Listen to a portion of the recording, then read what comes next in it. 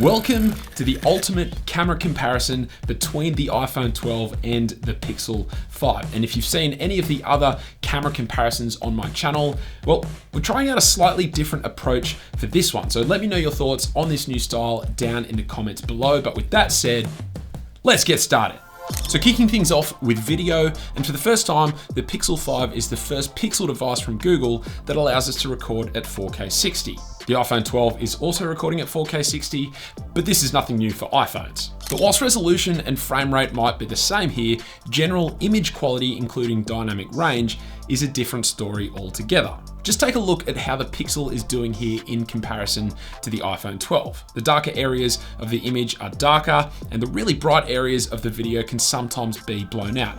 And overall, the videos just look a fair bit more contrasty. Whereas with the iPhone 12, details are retained really nicely in both the shadows and the highlights, even in these really harsh conditions. And even when you switch out to the ultra wide, not only do we get a slightly wider field of view with the iPhone, but the dynamic range is almost just as good as it was with the main sensor. Whereas on the Pixel 5, it's definitely struggling just a little bit more. And not only that, but we're forced to swap the recording format to 4K 30 in order to even use the ultra wide for video. That's not the case at all with the iPhone 12, which is still shooting at 4K 60. And it's even worse for the Pixel 5 when we switch to the front-facing cameras. So whilst the iPhone 12 still maintains that 4K 60 recording format, the Pixel 5 steps all the way down to 1080p at a locked frame rate of 30 frames per second. And you can really tell. Whilst the colors are pretty decent, leaning towards cooler colors in comparison to the iPhone 12, the image just looks much softer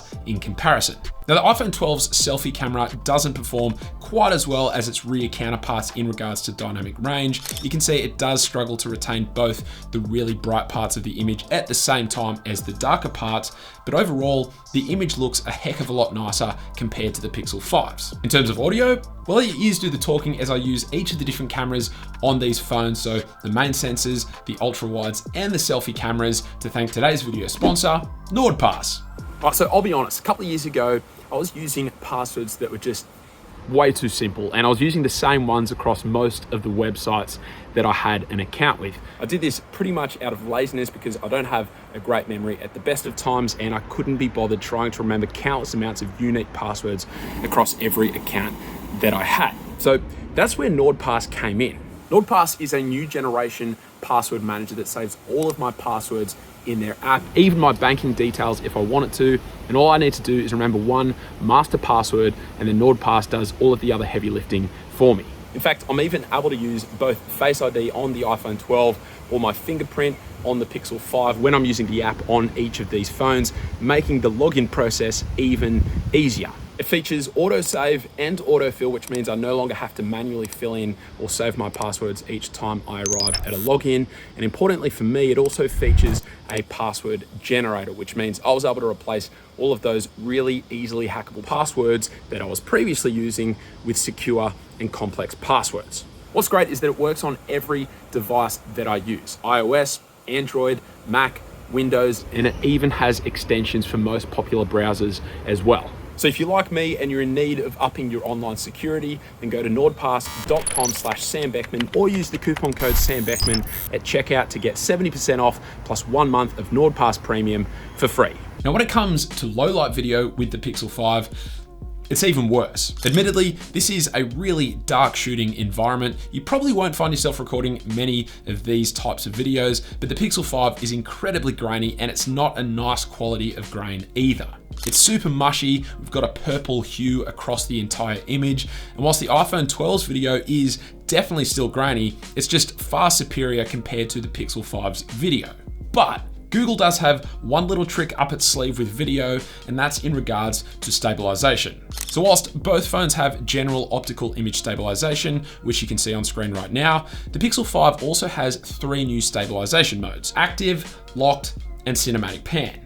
Now, active stabilization is just a slightly more aggressive version of the default level of stabilization, but you can see that the video does crop in a bit, and it actually steps down to 1080p. So you do sacrifice a fair amount of image sharpness and clarity when using this mode, and it's not worth it in my personal opinion. Cinematic pan is essentially like taking the raw 4K 60 video and slowing it down to 50% in post, but it does it straight out of camera, which can be nice. It doesn't actually really add any extra layer of stabilization though, but slow motion clips always look smoother than real-time motion clips, so in that sense, it does look smoother. Keep in mind, the audio gets muted when you're using this mode with no way to bring it back. But then my favorite of the new stabilization modes is locked. So these clips were shot zooming in 2 times digitally. And as you can see, the Pixel 5's video is rock solid, whilst the iPhone 12's has that normal handheld motion that we'd expect. But this locked mode on the Pixel 5 is serious wizardry, and it's even more impressive at a 5 times digital zoom. There is a slight amount of wiggle that is present when using this mode, but it's still crazy that we can get this level of stability at this field of view. I can see this being super useful for parents trying to record their kids' performances that are super far away, or really just recording anything that's static but really far away. It's super impressive stuff. But aside from stabilization, which you could argue is somewhat gimmicky for most use case scenarios, if just general image and audio quality is what you're looking for in regards to video capturing, then the iPhone 12 hands down takes the cake. But that's not really all that surprising. One thing that did surprise me though, and frustrate me as well, is that whenever I was recording these longer video comparisons, the Pixel 5 would notify me very regularly saying that it had overheated, that I had to close out of the camera app, let it cool down before I could start using it again. Now, yes, I filmed a lot of these shots in quite warm conditions where the sun was just beaming directly down on me, but the iPhone 12 never had an issue. It never overheated. It was always good to go. So this was actually a somewhat frustrating experience with the Pixel 5. But let's now try and level out the playing field a little bit more and compare still photography, which is where Pixel phones are known to do their best work. We start by looking at a range of daytime photos. And the first thing to note is that Pixel images tend to look slightly cooler, whereas iPhone images tend to lean towards the warmer tones. The Pixel 5's images also tend to provide much more balanced photos in terms of dynamic range. As we look at these photos, you can see with the iPhone 12's images, the shadows are quite dark and contrasty. Compare that to the Pixel 5's images, and the shadows have been lifted quite a bit. You could argue the same is also true for the brighter parts of the images, but it's definitely not quite as noticeable. The iPhone 12 still does do a great job of retaining the really bright parts of your images alongside the Pixel 5. But whilst dynamic range might be a similar story when punching out to the ultra-wide lenses, as you can see here, I would actually argue that because the iPhone 12 shoots at a much wider field of view and that it's much sharper overall, that you're actually getting results that are more satisfying when shooting with the iPhone 12's ultra-wide compared to the ultra-wide on the Pixel 5. Now, neither of these phones have telephoto lenses, but if we punch into a 2 times digital zoom side by side, both phones do a pretty decent job, though I'd argue that the Pixel 5's image does look slightly sharper thanks to some post-processing sharpening that's been added.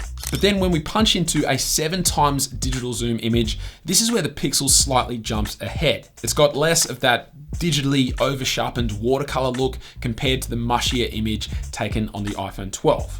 Now, looking at portrait photos for a moment, the first and most obvious difference between these two phones is that whilst the Pixel 5 crops in a bit to emulate that field of view that you get when traditionally shooting portrait photos with a DSLR camera, the iPhone doesn't. And as a result, I personally find the portrait photos from the iPhone 12 to look a little bit unnatural. Selfie portraits are much more comparable between the two phones though, but again, you can see with these photos that the Pixel 5's images are much flatter and tinted towards cooler tones, whereas the iPhone looks more contrasty and warmer, though with slightly worse dynamic range. Now, regarding nighttime photography, Pixel phones used to blow this category right out of the water, but a lot of manufacturers, Apple included, have since made leaps and bounds forward, and they're hot on Google's tail. Again, you'll see those cooler tones in the night sight images captured on the Pixel 5, warmer tones on the iPhone 12, but the big difference between Google's night sight feature and Apple's night mode is that much like the daytime images, Google prefers giving you images with a much more even exposure.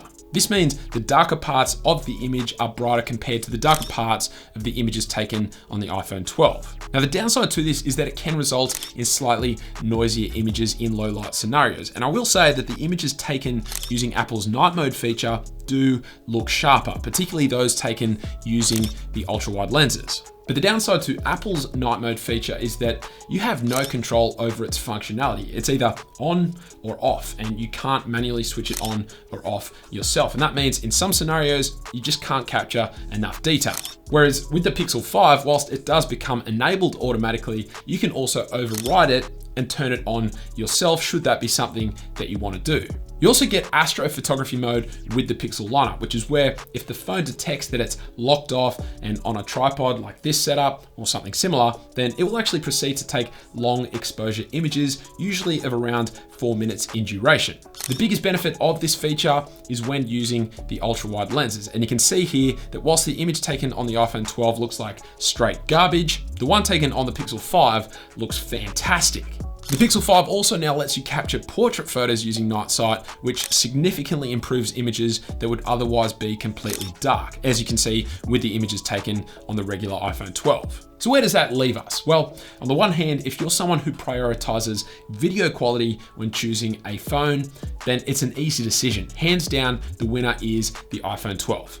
It's seriously next level. Photography though is a little bit more back and forth. The ultra-wide lens is far better on the iPhone 12, but you get better dynamic range with the images taken on the Pixel 5. I would also say that images of people, particularly when using portrait mode, they look better captured on the Pixel 5. And to be honest, that's more often than not what I'm using my phone to take images of. But that said, I would say that you get more consistent results across all of the different lenses and cameras on the iPhone 12 than you do with the Pixel 5. But that's it. If you enjoyed the video, it has been absolutely brutal to put together, so a sub would be incredible. But aside from that, thank you all very much for watching. Thank you NordPass for supporting the channel, and I will catch you later.